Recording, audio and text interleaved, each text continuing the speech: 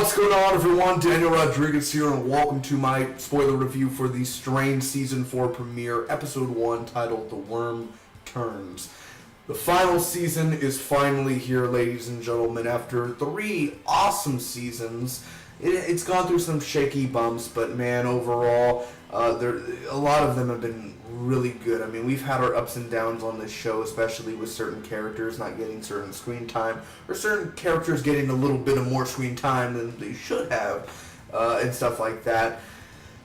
It's been a bumpy road, but it's been an interesting and entertaining road, man. So I'm very excited for these next episodes that will be airing and seeing this story and these characters coming to a conclusion.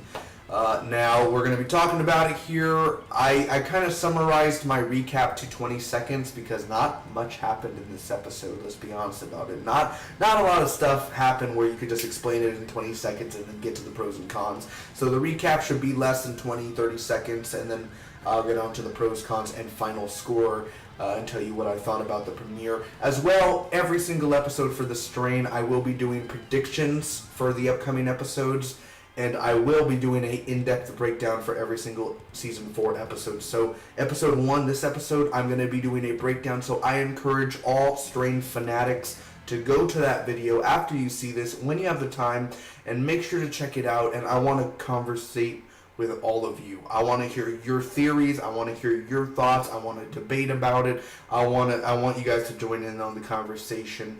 And so when the finale comes, man, we'll all be there, man. We'll all go on this journey throughout the season. Now is the time to do it.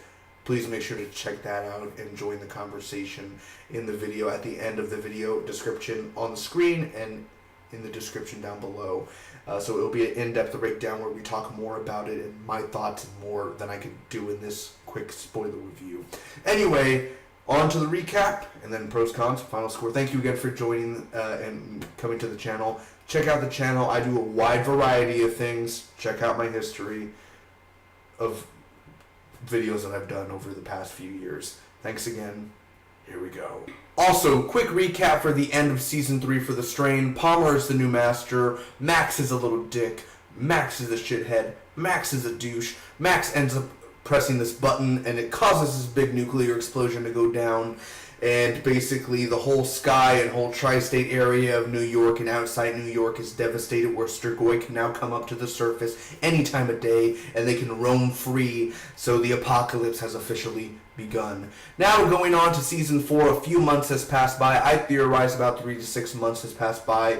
You know, Max has grown a little bit with hair and such, and our characters are sort of separated. Ephraim is inside the city, and Fett and his new love interest, which her name is Charlotte, who was Dr. Rachel in The Last Ship. Very cute, very beautiful. I noticed her from somewhere, The Last Ship.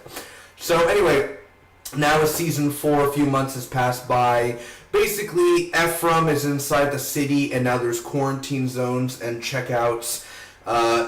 There's a truck basically refueling with blood, and now the Strigoi, there's a partnership going on that's kind of like this new industry or corporation where the Strigoi now have jobs and they're on the streets, and now they're in everyday society. So Ephraim ends up getting caught by one of the Strigoi packs in the bus. The bus explodes because one of the resistance exploded the bus. Ephraim survives. One of the resistance guys get injured, and Ephraim ends up trying to help him and save him. And he kind of meets kind of like the resistance leader in a sort of way, or the people in the resistance, which is the guy's sister who was injured. Next up, Max is basically becoming a dark Sith Lord. Not really, but he kills a tiger. The Master's trying to turn him into a killer machine because he's trying to keep him as leverage, because he knows Ephraim won't be able to do anything if he has his son. If Ephraim knows, obviously the Master has his son, and he's making him do all these dark things, again, like killing his master, killing the tiger. Next up, we also have Fett and Charlotte now on the countryside, kind of like in North Dakota, that area there, and Satrakian sits back on this one. Satrakian wants Fett to go find these missiles and such before the Master gets to them, so they can destroy the Master, and Fett and Charlotte end up running into a few hicks. Quinlan ends up killing them. and Quinlan's kind of their secret weapon, and they're part of this resistance as well. So anyway, at the end, Charlotte and Fett get caught by this all-women group. He finds this guy named Roman who works at a missile facility, who worked at a missile facility, and he knows all the stuff and where the nukes are at. And at the end, Quinlan ends up helping them escape the barn, killing a few of the group of the all-women group. And they end up leaving on their merry way. Cut to black. Now on to the pros and cons. Starting off the pros, my favorite thing about the Season 4 premiere so far is the world itself. The way that it's changed, the color tone, especially the way that it's directed. It now has a more apocalyptic feel to it, such as Falling Skies on TNT. I thought Falling Skies was a very good show. Not a great show, but a very entertaining show. I was very entertained by it. You may feel different about it. But Falling Skies, it had that own direct way, the cinematography and the look of it, and it felt like a resistance. You followed a resistance group and a resistance leader, and in a sort of way with Fett in this episode, you really felt like following this resistance group. You're following this character, and that's one of the most things I like is Fett's arc in this episode. And mind you, Ephraim and Fett didn't do much this episode at all. It was more of a little slower premiere. I didn't think it was a great premiere at all. I thought it was good to okay, honestly. And I think both were very interesting. Both parts had entertaining moments to it. The most entertaining parts with Fett was with Quinlan. I do think, I love seeing Fett. I love Kevin Durant, man. Doc, I can't do the great Fett voice right now, but Fett, anyway. So with him and Charlotte, I've not seen it yet, but I do like the little takes he has and the jokes that they did in the cornfield and such. I could see the chemistry working there, especially since I like the girl from The Last Ship. I still believe he belongs with Dutch. I really do. But hey, I like it so far with him and Charlotte. Not Dutch and Fett level yet, but so far what I've seen, keep it going. Keep the little chemistry going there with the jokes and such and the fluid conversation, and we'll be fine. So again, all the Quinlan scenes were badass in here. He's the secret weapon. I think he is the nuke, man. He's the nuke. He'll go Super Saiyan and shit. With Ephraim, honestly, Ephraim had interesting things, and there were entertaining parts, like him going through the quarantines and the checkout. I didn't like the bus explosion. We'll get to that in a second. The part where he's like talking with a guy and he's doing that baseball thing on the paper, and he's saying like, oh, like they still suck, and he's like, I guess some things don't change after the apocalypse, huh? So I really did like that line as well. I thought one of the most devastating lines as a fan was hearing like, I can't believe they won, as I can't believe the Strigoi won. The humans basically lost, and he's like, well, we technically already lost. That was hearing that from his mouth in a way, like after trying to stop it for 3 seasons. It's hard to hear, and you know that we got to do something. So that's why Fett and obviously him and the other guys, Quinlan, that's what they're trying to do. They're trying to get those missile things for Satrakian, and that was one of my favorite parts. Besides Quinlan killing a bunch of those Hicks and everything, it was Satrakian in his nightmare, in Fett's nightmare, and ripping the pages of the book and throwing them the flames and being very evil Satrakian. Something that we haven't seen, and seeing him kind of become a Strigoi at the end, that was very interesting. So with that, I'm very sad we didn't get to see Satrakian in the place where he's at the moment. I almost thought that he was dead for a second. I literally thought, like, did Satrakian pass over time? Did he die of something? And is he seeing him in his mind? I thought that would be a cool twist, but that wouldn't be right for Satrakian to die. Obviously, Satrakian's alive, but I'm saying it wouldn't be right because Satrakian, he's been wanting to kill the Master and want to see the Master dead. You just can't kill him off screen. You know what I'm saying? But I really thought if they would have done that as well, it would have been pissy, but it would have been like, holy shit, like Fett seen Satrakian and he passed and everything, and they'll probably show a flashback and shit like that. So anyway, I did like that whole scene there, the campfire and burning, and Fett kind of being haunted by his own demons and such. So really, that was really mostly the big stuff that I liked. I liked the change of the world. I liked the quarantine zones. I liked Strigoi having jobs and such. I think it's a little ridiculous, but as well, seeing this world and humans are, it's like kind of like Planet of the Apes. Like the apes are now the rulers, the Strigoi are the rulers, and the humans are now the filth and the slaves. It's a very scary and awesome concept to finally see on screen. Also, my number one WTF moment for the episode is not super huge, but it's the part when the truck is being refueled with blood. That's my moment there for me where I really grossed out for a second, especially when he wiped it with the tissue and it was blood. One more thing for the pros that I didn't mention earlier, and it's something very small. It doesn't really add to the show, but it adds to the character, and I always look out for these sort of things. Fett's beard.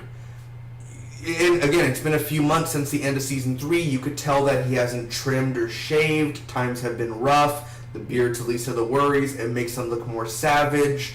It makes him look more accustomed to the world. So I really do like the little add-on of a little bit more of the beard. And it makes him look, again, a little bit more savage. And it fits into the apocalyptic vibe. And you could tell, obviously, times are tough every time with a big savage beard like that, or overgrown and not being groomed. You can tell it's an apocalyptic time. Now, going on to the cons, some stuff you may agree, some stuff you may not, some stuff you may not care, but to this is some stuff that I just really didn't like about the episode, and some stuff I didn't enjoy. Some are little, some are minor, big, maybe. First off, the bus explosion with Ephraim in the bus. I thought it was just poorly done, honestly. The way that it was edited and the way that it was shot, the way that explosion looked, I know it came out of nowhere, but it just looked very, I don't know, it looked pretty, it looked bad. The explosion looked bad. I'm not a pyrotechnic guy, and I'd probably do a horrible job at exploding a bus, but that looked pretty bad. And the chances of him being the only survivor, and then the guy being there with the shrapnel in his leg, I just found it like, oh, come on, man, come on. And then he's helping the guy out, and then obviously we meet the girl, and they're part of a resistance, like they're fighting up against the people. I think they are those two people are the resistance, basically. Only two people, brother and sister. But it's still like, it just felt very, come on, like, I don't care, I've seen this before in Falling Skies, Resistant, like, let's go do something else, like, Ephraim, go, whoever cares about that guy, oh, help me, nah, man, you blew up the bus, you got my friend killed, I ain't helping you, something like that, they could have done that. We all want Zach to die, I know we all do, it's our dream, he is the Joffrey, he is the King Joffrey of the show. Don't hate the actor, respect the actor, but hate the character, that sort of bullshit. Fuck Zach, because Zach's annoying. The tiger should have killed him. Everyone wants to see Zach die a painful death, and I totally agree. I think we will see him die a painful death very, very soon. Wait for my prediction for that. But with something of that, the whole tiger situation, the whole him rocking out of his room and that girl walking in, first off, you should be embarrassed of yourself, boy. That girl was totally freaked out by you, and no. Poor girl has to work and be a maid and shit. She should be out, I don't know, doing something else. But no, because you exploded the nuclear explosion and ruined everybody's life, Max. So you suck. You caused the damn apocalypse. So thanks, Max. Thanks for doing that. So I don't care. Max needs to die. Kill him. I've been saying this since season 1. Kill that little shit. No one cares. Anyway, the whole tiger situation, I thought the CGI, and I'm not trying to hate on it, it was fine. It was okay. It did look like a tiger, and then parts, for a second, it was like, oh my god, it's so CGI. And why a tiger? You couldn't have just had a rabbit dog or something, like a 12-year-old killing a tiger. Oh, you're so cool, bro. You're practicing on a tiger. Yeah, whoa.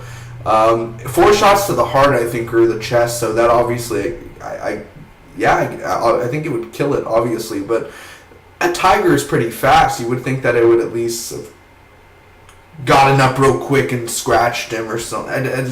I know it's TV, but still, Max would have been dead. You think that tiger would have actually gotten Max? This is a very minor thing. This ain't a huge thing, but I just want to say the whole women group at the end thing, I hope they're not going to come back. I really hope that's not something where they come back and, hey, remember us? Like, don't do that. I don't care. I don't need an explanation for that women. Honestly, a lot of stuff in this episode, now certain things felt like they needed explanation, but a lot of stuff just happened. It's like, I don't know, even with the editing, I think it was weird editing, because remember, it showed it showed Fett and Charlotte on the bike, and then it cuts to them already driving up to the Hicks. Like, I wanted to see him be like, okay, here we go, or let's get ready, or say something. It just showed him going right up to them, and then he takes off the helmet and stuff. It was very weird editing. You just got to rewatch it again. There are some weird editing parts in there. I'm not no good editor, but I've seen better editing for a show before, and definitely this premiere had some wacky editing in certain parts. It was very slow for the most part. Again, nothing really huge happened, and it's setting up story. But really, it shows Ephraim in the city. It shows Fett and him doing Fett and Charlotte doing their own thing. That's cool, but nothing really major happened in this episode that would be like, oh, like this is the most biggest thing ever. But I think it's a decent start to the final season. I wouldn't call it a great premiere. I wouldn't call it a really good premiere. I would just call it it's an okay premiere. And I really feel like the episodes are going to get better. I'm glad that the strain is back. I love these characters, even though Ephraim could be a total dick sometime. I do love Corey Stoll. So again, it was cool to see him kind of be a doctor for a few seconds, since he is a doctor. And him kind of doing his thing where, hey, he's getting wine and he's still drinking, and he's like, hey, man, we got to do what we got to do to survive. I mean, we're all trying to survive here. So still that human interaction there. So there's little tiny moments in there that I really do enjoy and find interesting. And then I think a lot more of the editing and some of the story-wise decisions I didn't really care for. The bus exploding, kind of over-the-top sort of stuff going on there. It could have been done definitely a different way, especially just multiple things. So anyway, thank you guys so much for watching. I'm going to go ahead and give The Strain Season 4 Episode 1 a B-. Thank you guys again so much. If you enjoyed, make sure to like the video, comment down below, tell me what you guys thought, share with your friends, and hit that subscribe button for more Strain reviews. I will see you next week for Episode 2 titled The Blood Tax. Thank you guys again so much. Make sure to check out the other video where I do a more breakdown analysis and we talk more about it, of my but more feeling to it, and a more longer for more Strain fanatics to kind of talk and converse about. So thanks again. Love you all. See you next week. Bye-bye.